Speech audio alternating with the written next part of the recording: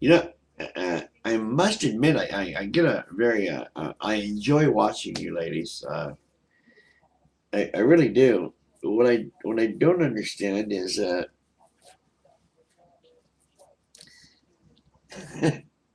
what I don't understand is why you have two people that possibly went to Liberty College.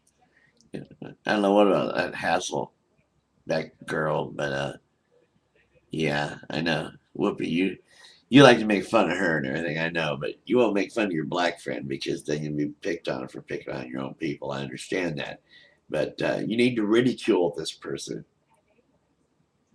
I mean, come on. You can't really I I, I can't fathom Whoopi Goldberg believing in the Bible.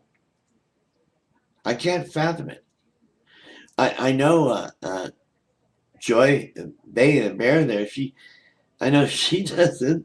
Uh, and when you have someone like right next to her that is that, wait a minute. I would say ignorant, but that's really that's very polite, and it's undeserved. It's just stupid. Didn't she go to regular school at all? Is that all she learned was Bible science? You've got to be kidding me. How did she get where she is? How can you get a journalism degree if you don't believe in science, yet you become a journalist and have to use science every day, all day? I don't get it. You don't believe in evolution, young lady. You don't believe in science because you've got your little Bible with you. You think the earth is flat and all that other goofy crap. The old excuse about, well, I just don't even think about it. I think about feeding my children. Bullshit. What if your children ask you that question? You're going to tell them the same lie. I'm just curious. You're on national TV and you say these things. This, do you realize how stupid it sounds when you actually say that you think the earth is flat? Don't you get it? I mean, honestly, come on. Really?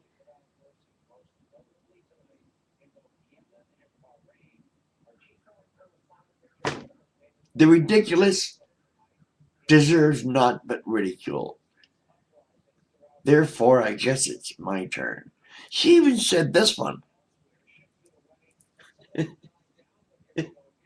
First, they were talking about history. They were saying, well, first, the Romans went in there and they wrote a bunch of stuff. And then the Greeks wrote a bunch of stuff. And she goes, no, no, no. First was Jesus. Then there was the Greeks. And then the Jews and the Romans. Wait a minute. Excuse me? She's proving that the only history she knows is this oxymoronic biblical history. Yeah, Bible history is an oxymoron. Okay? Christian science is an oxymoron. Okay? Liberty Liberty College science class is an oxymoron. It's like jumbo shrimp, you know, or divine decadence, which Christians might find funny, but we atheists, we're gonna laugh because we really find it funny. Not really. Why is it that people have to have a boot on their head, twisting, grinding it into the dirt, grinding their head into the dirt? Why do you think you have to have something like that? I mean, what's the big deal about science? Why can you not? Is it just the evolution part that you don't believe in?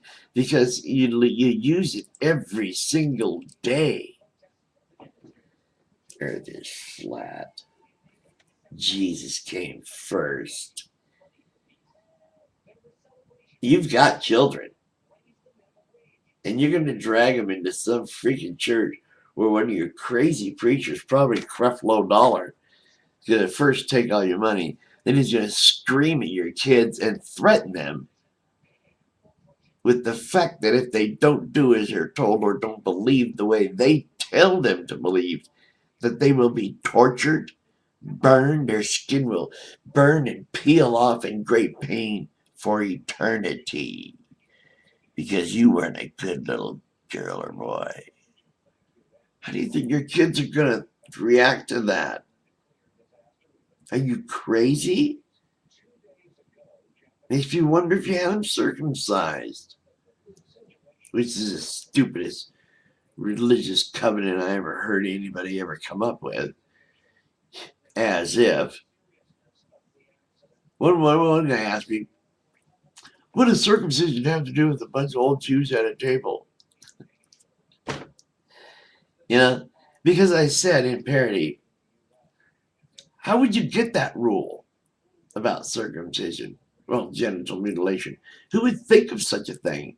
What was it, a bunch of old Jews sitting around a table? Well, because it's a Jewish covenant is the reason I use it. It's their word for their religion, not mine. Don't call me a bigot because I use their own words. I don't understand that with people, you freaking jerks. You know, I mean, how could they not be sitting around a table? Somebody thought of it in the first place. I know we can make a covenant with our God. Why don't we just torture our baby boys and cut off a piece of their penis? Why would you even think of that? That's my question to you. And how would you even think of that if you're not a pedophile? If you're not thinking about some little boy's, oh, that's just sick. No, I'm not being pornographic. I'm trying to bring to the point, to the table, the fact that the Bible is pornographic.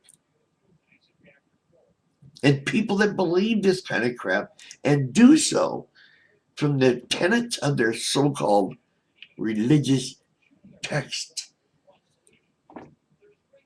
written by some man in a superstitious in the desert, hungry as hell, hasn't even got a fire going. He's so freaked out about writing this shit down. Some extraterrestrials told him, "Dad, you better write it down there."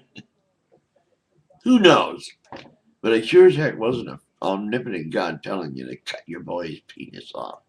It was a Jew sitting around the table as a pedophile came up with the idea, and the rest of them went along with it. Why? I don't know. I think of many reasons. Keep kids from masturbating. Who knows? All I know is the world is a sphere. Not a complete round, perfectly round sphere, but sort of egg-shaped, sort of oblong. And the moon provides a little gravitational force to move the tides. So, what is here? Flat, round, what? Who was here first? The Greeks, like Alexander the Great, went through all that country and heard of Jesus, along with Pliny the Younger and Pliny the Elder, Josephus the liar, and all the other historians. None of them ever wrote a word about a Jesus or a Christ or a Christian, except for some cult thing the Romans wrote about a few hundred years later. Wake up, smell the coffee, get off the flat earth. Good evening, ladies.